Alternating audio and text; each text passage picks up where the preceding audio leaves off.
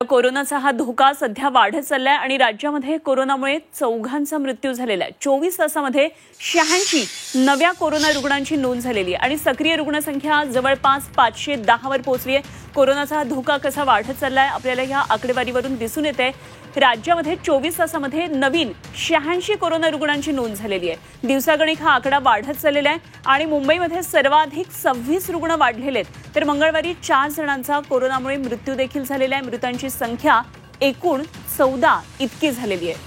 त्यामुळे संपूर्ण देशातले संकट महाराष्ट्रामध्ये सुद्धा आहे। महाराष्ट्रामध्ये कोरोना रुग्णांची संख्या मोठ्या प्रमाणात सातत्याने वाढताना दिसते।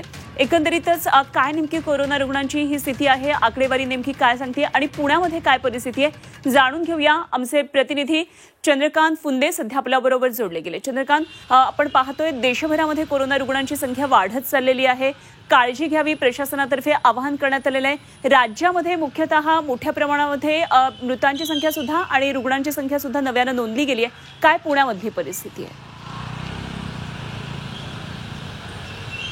अनुपमा, ज्यावेळेस कोरोना पॅन्डेमिक होता आपल्या देशभरात, महाराष्ट्रात सर्वाधिक फटका त्याचा पुण्यात बसला होता। म्हणून त्या काळात शासनाने एक टॅगलाईन दिली होती, घाबरू नका पण काळजी घ्या।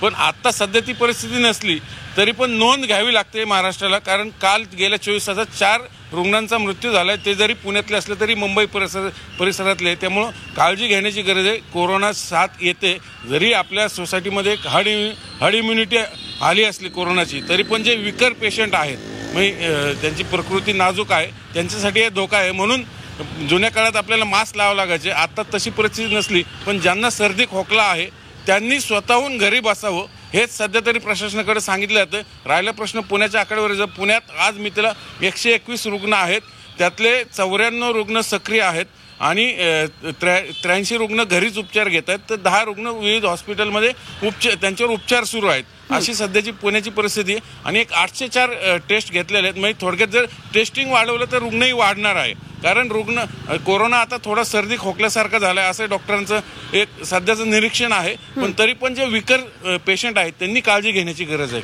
निश्चितच धन्यवाद दिलेल्या या सगळ्या सविस्तर माहितीसाठी चंद्रकांत फुंदे आमचे प्रतिनिधी पुण्यामधून आपल्याला माहिती देत होते।